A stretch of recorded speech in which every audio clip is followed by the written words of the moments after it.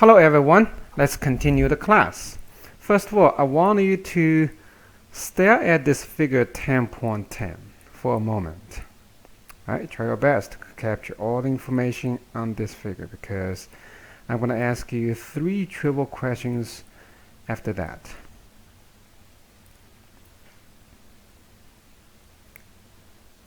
Are you ready? Alright.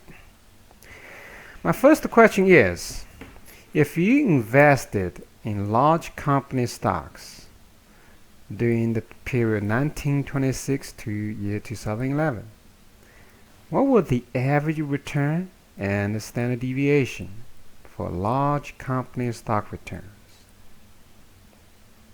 Alright, the answer is the average return for large company stock investments during that time period was 11.8%.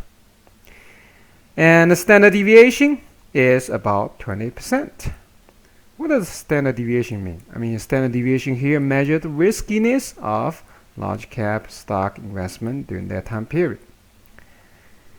My second question is, if you decide to invest in a safer investment such as long-term government bonds or long-term corporate bonds, what would you expect for the annual return, and what the standard deviation that would be?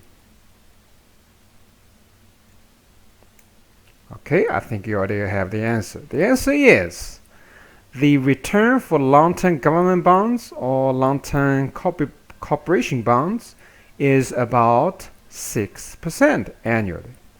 And the standard deviation is something around 8% to 10%. Compare this to large company stock return and standard deviation, you would say, hey, return is much lower, right?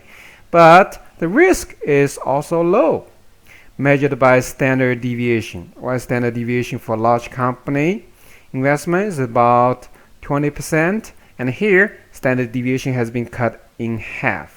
8.2%. Risk is lower, investment safer. However, investor needed to withstand lower return, which is around 6%. Now, the third trivial question is, what is the implication by examining the American capital market history during 1926 to year 2011?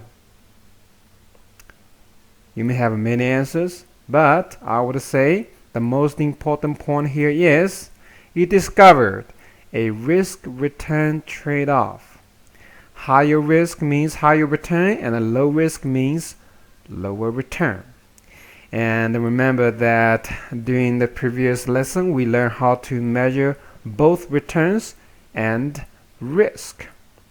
It's better to use percentage return than dollar amount return in measuring returns. And to measure riskiness of a specific financial instruments, we use standard deviation or variance. Please spend a little bit time reviewing how can you calculate the dollar amount return, which includes both capital gains and dividend returns. And also, please review the way that we use to calculate variance and standard deviation. Standard deviation is simply the square root of variance. And both standard deviation and average return can be described in a typical normal distribution. And a normal distribution is something that you learned from your statistics class, and this is a very important tool that we use to measure stock return and risk. The average return measures the potential return for a financial instruments, and the standard deviation show you how risky that investment is. Now let's go back to these slides. As you see, the distribution for small company stocks is widely dispersed, and distribution for U.S. Treasury bill is concentrated. And dispersion measured how risky any financial instrument is. And here you would say small company stock is most risky one because the distribution of returns are very dispersed. Right.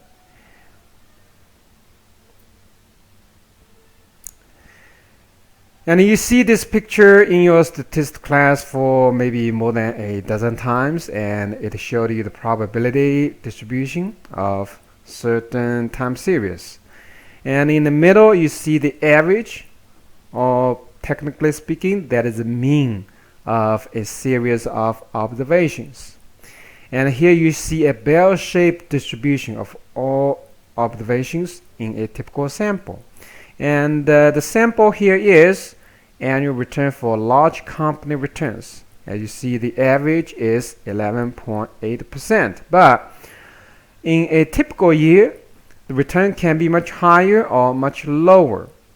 And we have 99% confidence level to say that the return of large cap company during the last 86 years is something between 52.4% to negative 28.8%, which is the difference between negative 2 sigma and a positive 2 sigma. And the sigma here is standard deviation. Although return can be extremely higher or extremely lower, but odds are getting smaller and smaller. Investing in any financial instruments are risky.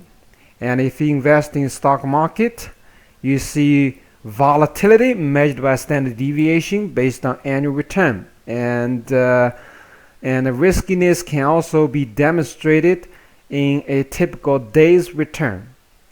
And this slide shows the top 12 one-day percentage returns in Dow Jones Industrial Average, from highest one to lowest one.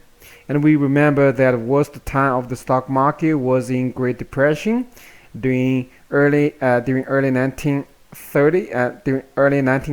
And here you see on October 28th, October 29th, and then November 6th of year 1929, stock market suffered from large amount of losses on daily basis.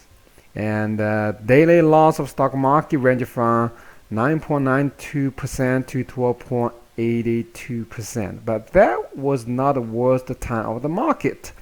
In 1987, October 19th of 1987, the stock return on that single day was negative 22.6%.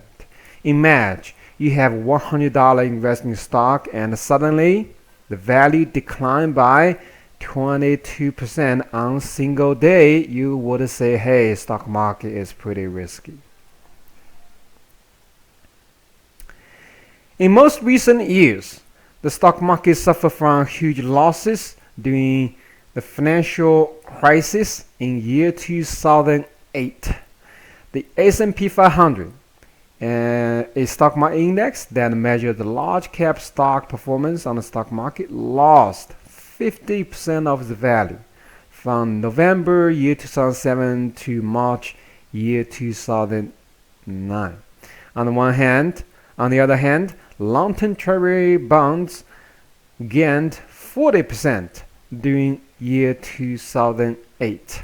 And this not just for American stock market, and it was a global phenomenon. And the global market suffered from huge losses from Europe to Japan, China, Brazil, Russia, and everywhere. And the volatility can go in both directions. While stock market can suffer from huge losses, it can also generate tremendous gains. The S&P 500 doubled in value from March year 2009 through February year 2011. So, investors don't like the risk, but there are potential gains for them, as you see through the history of capital market in the US and around the globe. As I said, year 2008 was a really bad year for the stock market, and let's have a recap on the stock market situation in that year. And this picture showed you the monthly return for S&P 500 through year 2008. And among 12 months, only 4 months registered positive gains. April 5%, May a little less than 1%, but in other 8 months, stock market declined dramatically. Stock market declined by more than 5% in January, and it declines further by another 8% in June. And for the fourth quarter of year 2008, the stock market essentially melted down. In September, it lost about 10%. In October, it lost 17%, and in November, it lost 7%.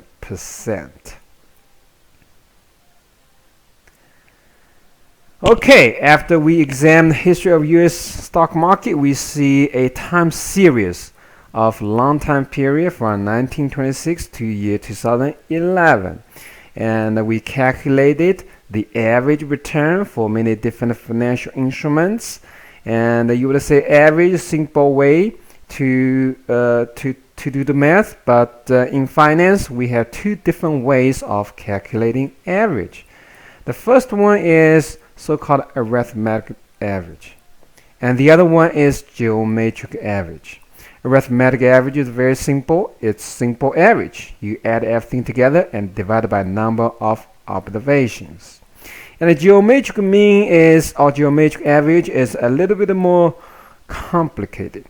And the geometric mean take consideration of time value of money, and returns are compounded. The every return calculation is based on compounding. And in order to understand the difference of arithmetic mean and the geometric mean, let's take a look at the mathematical aspect of both calculation. And the geometric average take the products of 1 plus each every year's or individual returns and raise power of 1 over t, then minus 1. And here's further information about how to calculate geometric mean or geometric average. And I know you all hate formulas, and I don't like it either. So let's take a look at an example to see how we can calculate geometric mean. Okay, the example showed you 5 observations of large cap stock returns from 1926 to 1930. Percentage return range from negative 8.91% to 43.31%. And in order to calculate the geometric mean, first step is to plus 1 on those individual returns. In 1926, 1 plus return equals 1.1114, so on and so forth. And then you take the products of those 5 numbers to get a compounded return, which is equal to 1.487.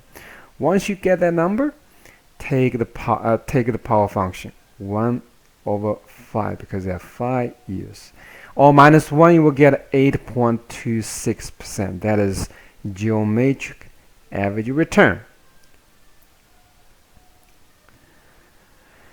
And calculation can be complicated, but if you know how to use Excel, then it's very convenient for you to calculate geometric mean.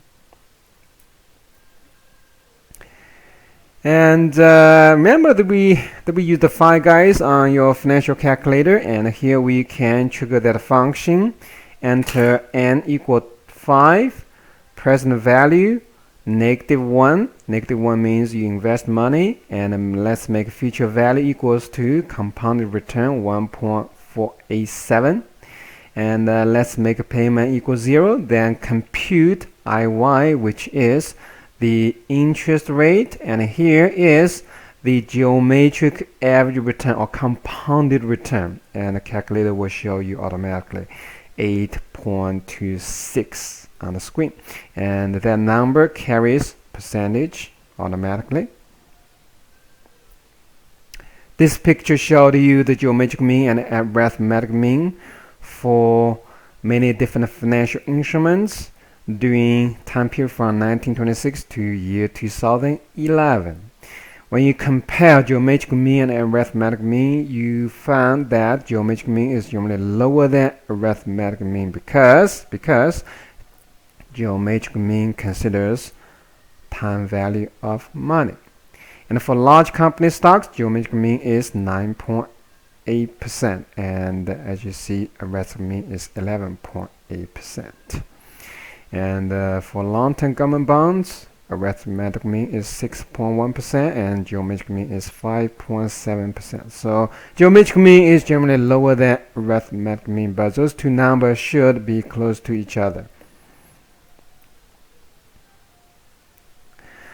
Okay, so we have two ways of calculating average, and I know you have a question. Which one is a better way to use?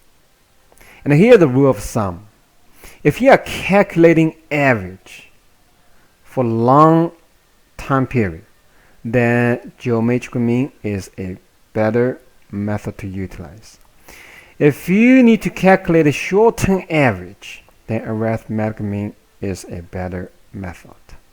So, in order to decide which method to use, you need to take a look at the time framework of your problem. If you are calculating average for short-term time period, let's say 15 to 20 years or less than that, then arithmetic mean would be a great method. And if you are calculating long-term average, longer than 20 years, 30 years, 40 years, then you need to take a look at both numbers. And if you're calculating longer term, longer than 40 years, then geometric mean is a better measure. Okay, so in this chapter we examined the history of U.S. capital market for more than 80 years. And here you would say geometric mean is a better measure for average. Now, let's discuss the last topic before you go away from this class. And the last topic is the efficient capital markets. And essentially, investors in the capital market believe that the market is efficient. Right? And this is so-called efficient market hypothesis. The reason why we call it as a hypothesis because it's kind of inconclusive. It's not a theory. It's not a fact. And from the observation of the stock market and other capital markets, investors figure that, okay, first of all, stock prices are in equilibrium. By saying equilibrium, we refer to the hypothesis that stocks are fairly priced. And by saying fairly, we refer to a process that stock prices actually incorporates all available information on the market. Right? So if all the informations are incorporated in stock prices, then that price tend to be a fair price. It's neither overvalued nor undervalued. Right? And as a matter of fact, if stock market is efficient, then any individual investor should not be able to earn abnormal or excess returns.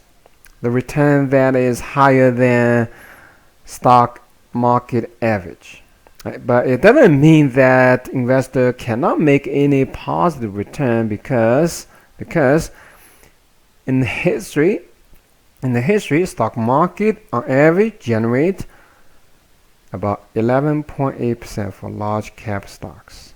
Right? So efficient capital market hypothesis doesn't mean that investor cannot make positive return, but essentially says it is virtually impossible for investor to earn higher than average return or earn abnormal return, because all the information on the stock market has been incorporated into stock price, and the stock price are fairly priced. Now, you might have heard about the random walk theory on Wall Street, and the random walk theory essentially says that stock prices are unpredictable. On any given point, stock prices are in equilibrium, and any stock prices are fairly priced. There's no chance that the stock investor can beat that price. Right?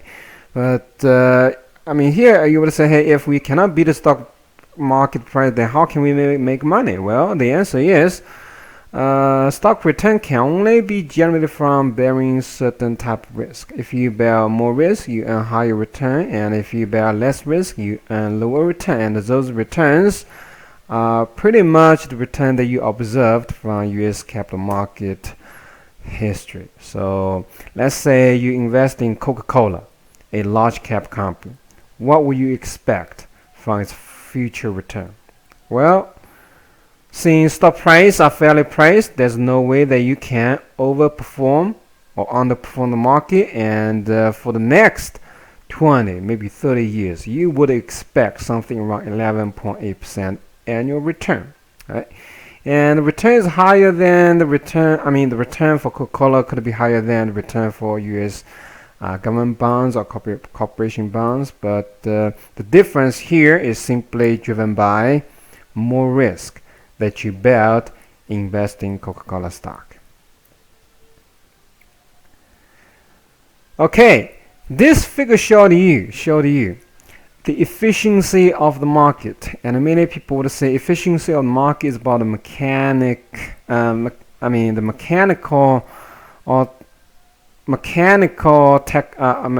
mechanical efficiency of the market, which means how stock are traded in an accurate way. But the efficiency here is not a mechanical efficiency, but informational efficiency. And here we focus on the relationship between information and the stock prices. And at any given point, if there's no new information arrival, then we assume that stock price is in equilibrium. At that level, stock price incorporate all available information. And in this picture, let's say at time 0, there is a good news arriving on the market. Let's say company delivered better than expected earnings, right? And here let's look at how stock price react to this piece of good news.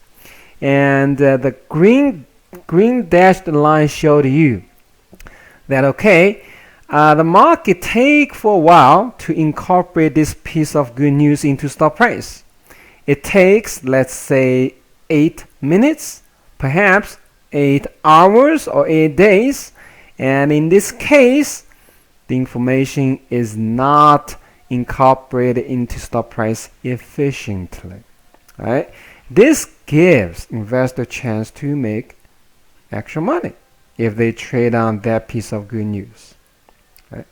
If the market is efficient in incorporating this piece of good news, then what will actually happen is stock price will jump up to a higher level, which already incorporate this good news at time 0.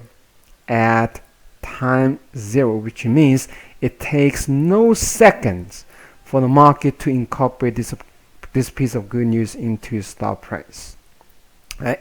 And you can examine a lot of examples on the market to see how stock price react to both good news and bad news. And in most cases, you would say, hey, you see stock price jump in reacting to good news and tanked immediately to the release of bad news from a corporation. Right?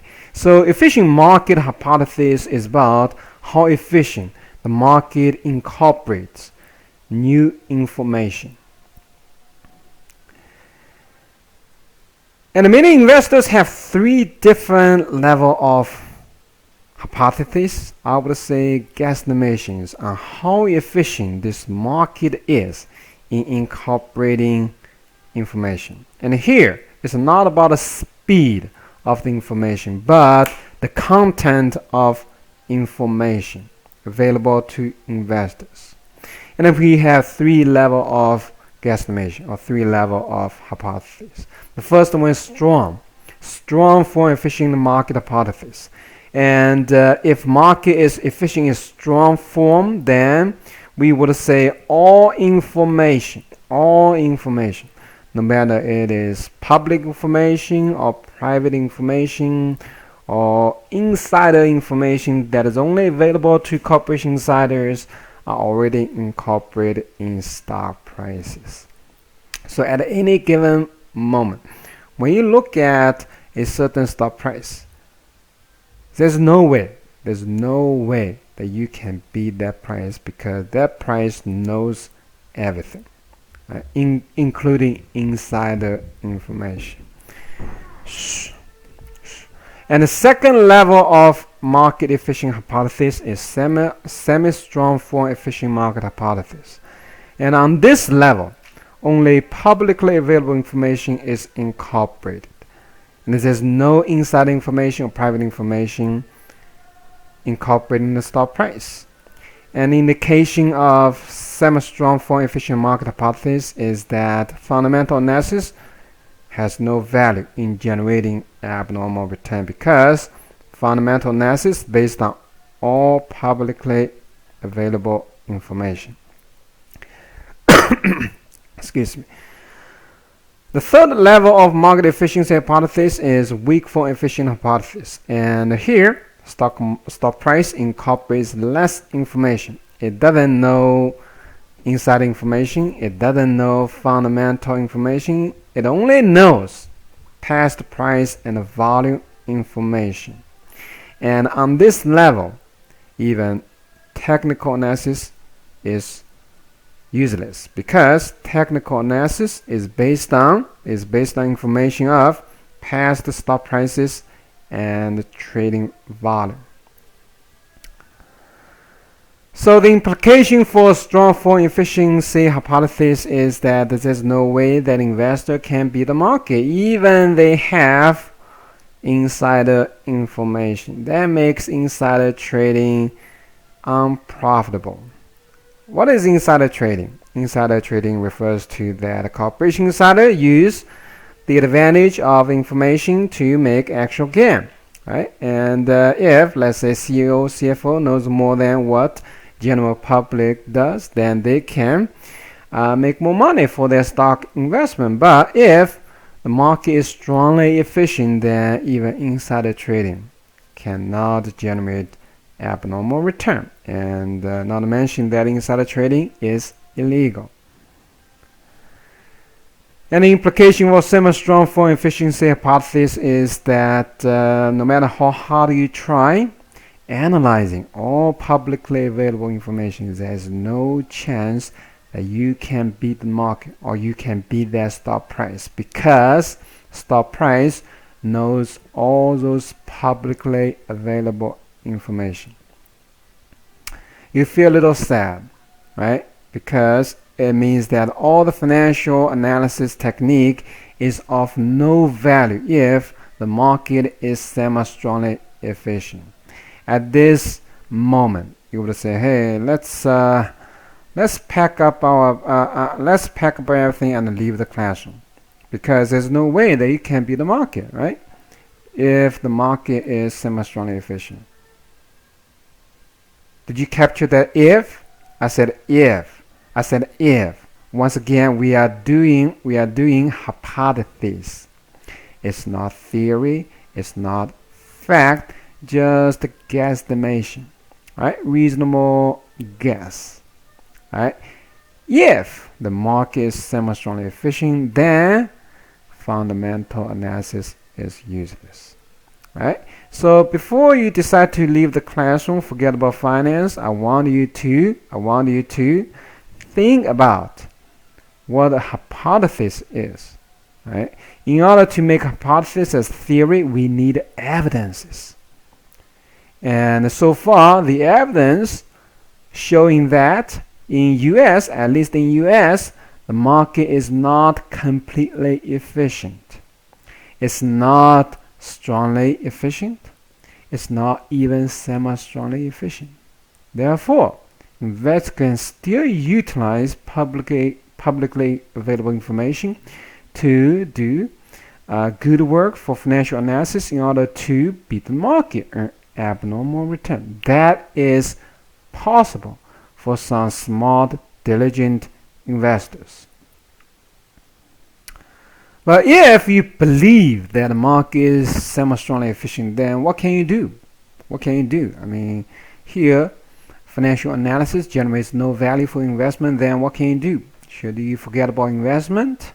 Well, the answer is no, because even when the market is semi-strongly efficient, investor can still make decent returns by doing so-called passive investing. Passive investing means you do not pick individual stocks. You simply invest in a portfolio of many stocks. Let's say 500 stocks in S&P 500 index. In that way, your portfolio return would be similar to S&P 500 index. If index generates positive returns, you get that positive returns. If index gets zero, you get zero. And you would say, hey, I mean, here you lose control investment. You only do investment passively. How can you expect any decent return? Well, when you look at history, you know there's some bad years, good years, but on average, S&P 500 generates 11.8% return during the last 100 years also. So, even when you admit, even when you believe the market is semi-strongly efficient, you can still live a decent life as a good investor by doing passive investing.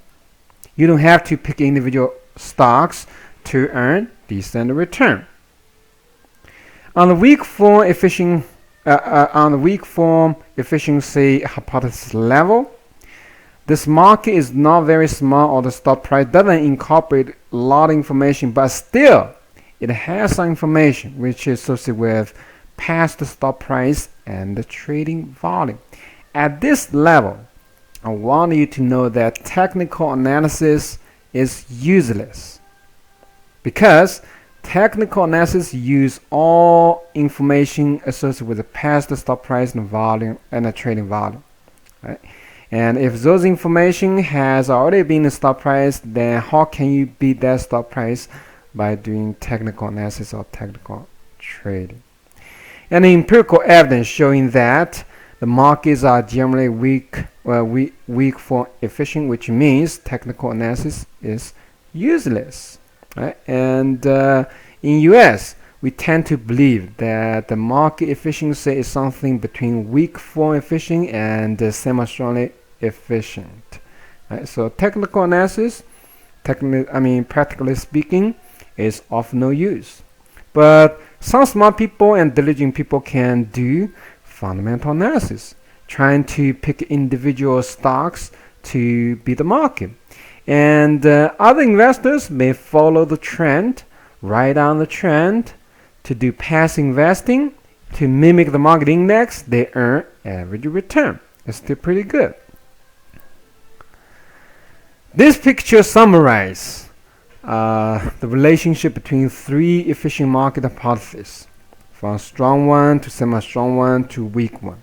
And each hypothesis actually incorporates certain sets of information. And a weak efficient market incorporates less information, which is covered by green area, that is past the stock price and the trading volume information.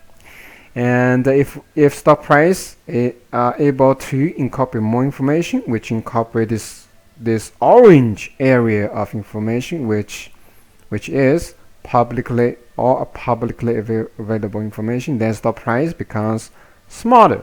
Right? It's harder for investor to beat that price. And the red area covers all private information and insider information. And on a strong efficiency level, I would say there's no way that any investor, including those insiders, can beat that price or beat the market to earn abnormal return.